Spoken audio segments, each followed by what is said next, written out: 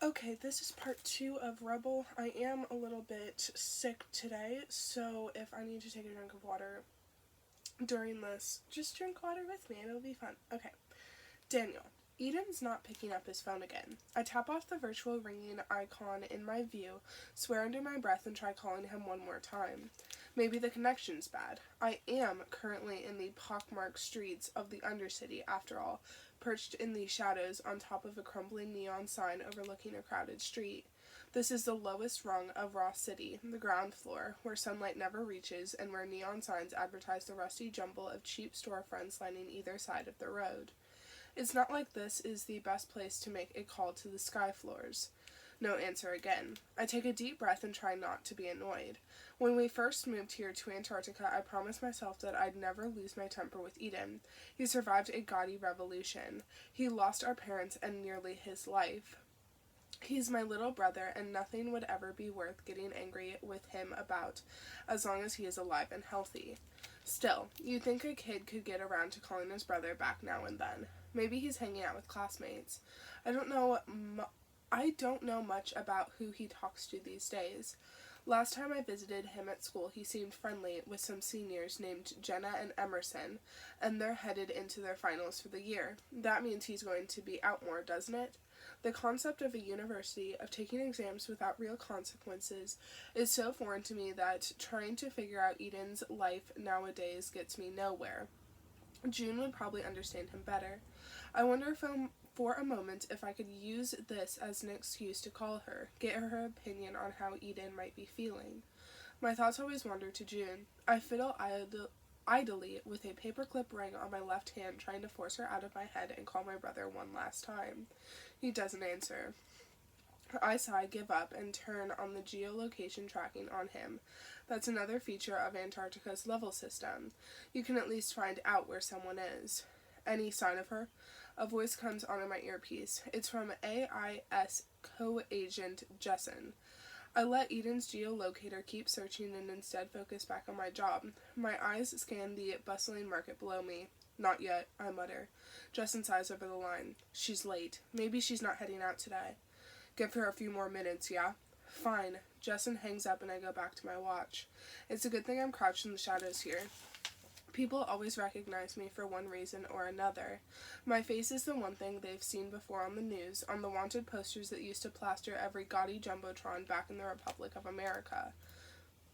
Now it's the one that appears whenever you've committed a crime against Ross City. It's the one you see right before I arrest you. My name used to be Day, the boy from the streets of the Republic, the fugitive who unwittingly started a revolution. Now, though, I'm Daniel Alton Wing of the Antarctica Intelligence Service. My job is to hunt down the worst criminals in Ross City. Here, apparently, I'm the law. Pretty ironic for me, yeah? Unlike other AIS agents, I'm kind of a fluke. I grew up in the grungy, broken streets of Lake. I stole and fought and scraped by with the worst of them. I used to be the most wanted criminal in the Republic, a street rat who somehow got the credit for making a government crumble and rebuild itself. I know what it's like to live in the worst places in the world. Most of the others I work with didn't grow up like that. Certainly not my co-agents, Jessen and Laura. They're Antarcticans, born and raised here in the glitzy, hyper-advanced technological wonderland of Ross City, so they tend to treat me with a sense of curiosity and awe. What's it like? They ask me with wide eyes. To live in a world like the Republic. I usually shrug off the question. Life in the Republic is a nightmare that I'd prefer to leave in the past. If anyone from my Republic days saw me now, they'd probably laugh. I don't look anything like how I used to. My hair long and tied back into a knot, my cap secured tightly to obscure my features, my clothes worn and grungy from the streets. Now I'm wearing a sharp black suit and sleek black collar shirt and polished shoes. My hair's cut short and wild. I still can't get used to it, so I run my hands through my hair all the time. By the end of the day, it looks like a gaudy disaster zone. I wonder what June would think of me. Then again, I wonder what she'd think of a lot of things. My legs starting to fall asleep, so I shift my crouch and keep waiting. Today, we're down here tracking a woman who works for Dominic Hahn, one of the most dangerous criminals in the Undercity. Me, Daniel Alton Wing, tracking a criminal. Sometimes the thought makes me want to crack up. But Dominic Hahn isn't anything like me. He isn't some kind of vigilante fighting for justice or for his family. He's a killer, cold and merciless. In the past 2 years, Hahn has become the most notorious name in the underground's crime circles. He left bodies hanging in the middle of intersections, gutted and mutilated. He runs illegal racing rings down here.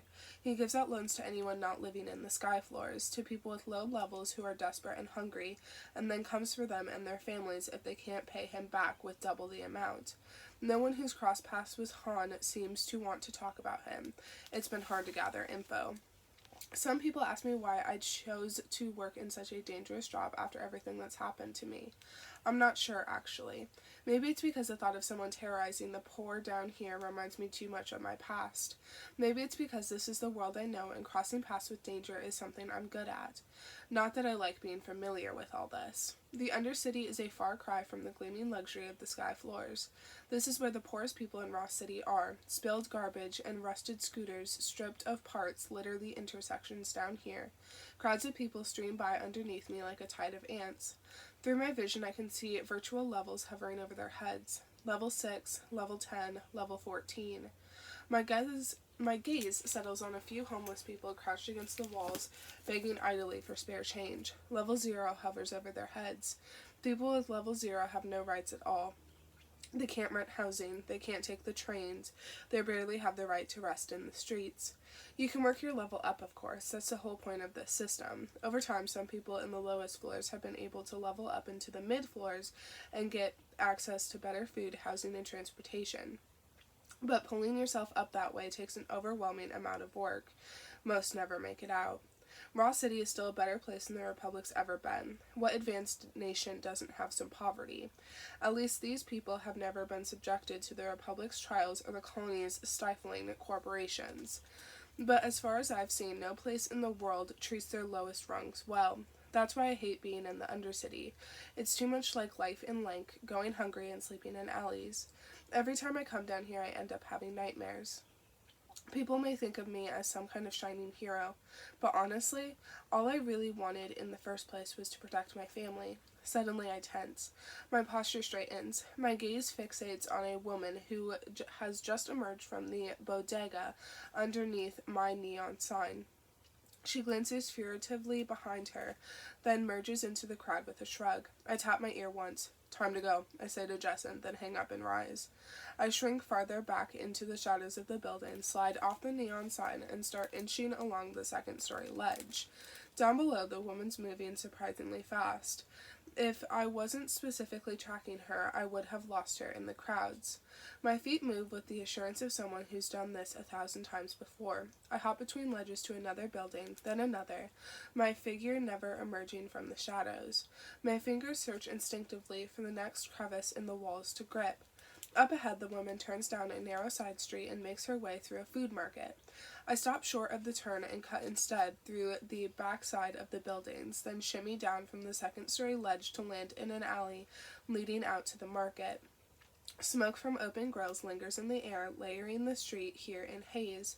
I keep the woman's light brown hair in sight as I hurry from one alleyway to the next.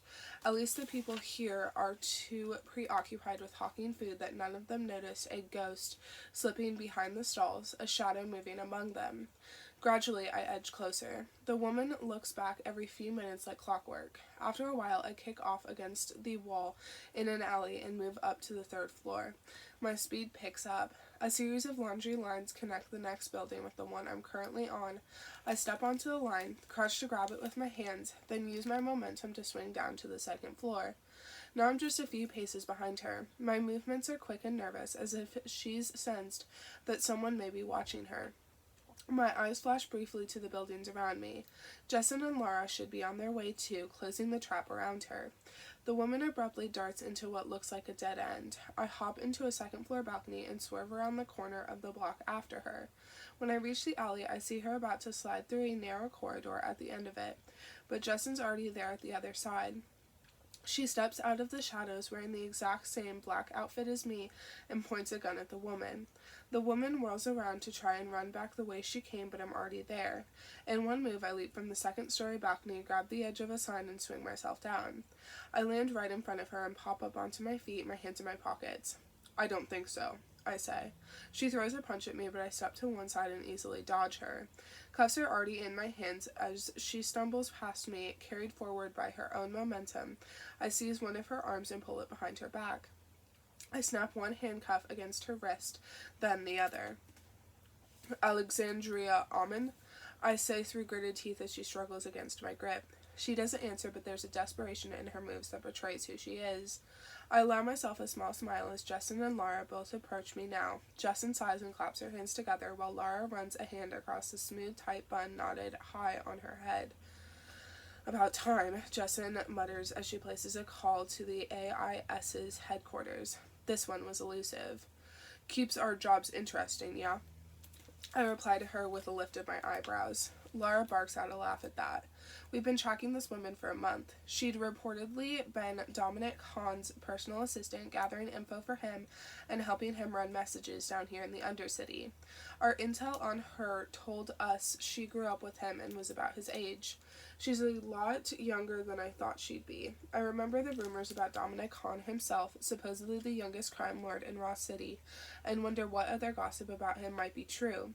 This will bring us one step closer to hunting him down. I start to recite the woman's rights to her. You have the right to be judged before a court of Antarctican residents in addition to the Antarctican level system. Before you stand trial, you have the right to. She twists around in my hands and gives me a terrified look. I have a daughter, she whispers to me.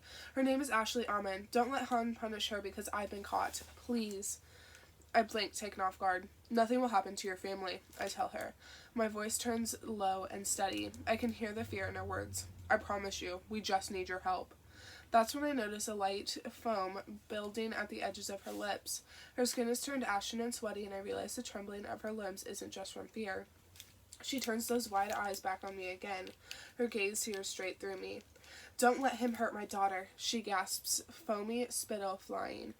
Don't let him. She keeps repeating the words deliriously. I curse and glance at Justin.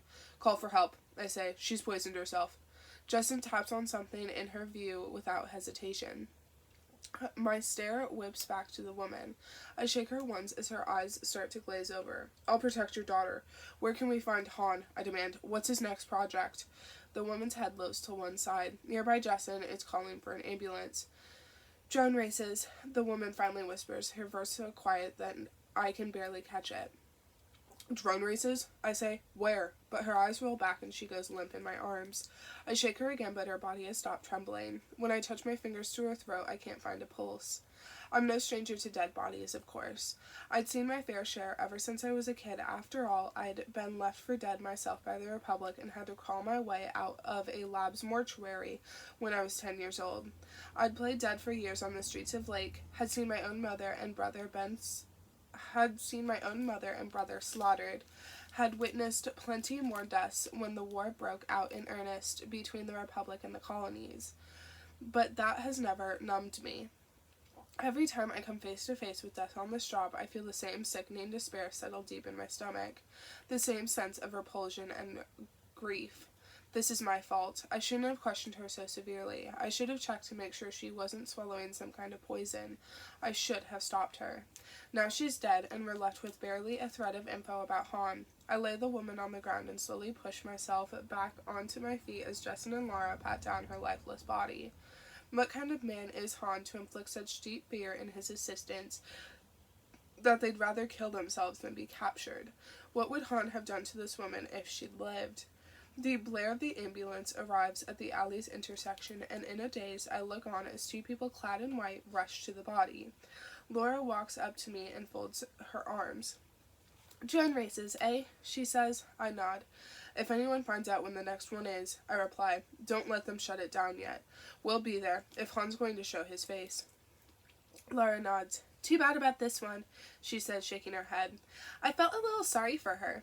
We wouldn't have to feel sorry for her if the level system was fair, I mutter. She sighs in exasperation.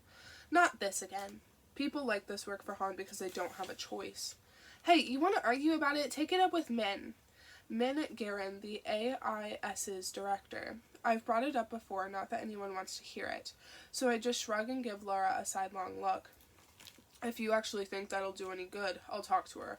I'll even dress in a costume and do a skit. We watch as hospital workers cover the woman in a cloth. At least bodies here are treated with some semblance of respect. A memory flashes through my mind. The old trauma of waking up in a sea of bodies, of dragging myself out while clutching my bleeding, ruined knee that had been experimented on. Are you alright, Daniel? Jessin asks me as she peers at my face. I hadn't even noticed her come up to me. I'm fine, I reply, shaking the memory off. Already, I know what my dreams tonight will be about. The sooner we can get out of the Undercity and back to the sky floors, the better. I can't stand this gaudy place anymore. As we turn around and start to head back to the main street, a virtual alert pings in my view. It's a floating icon of Eden with a glowing green circle around it.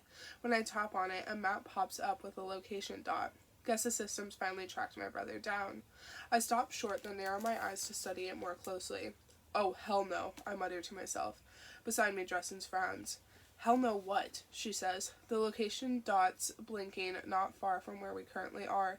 Eden's not hanging out up in the sky floors at all. He's here in the Undercity.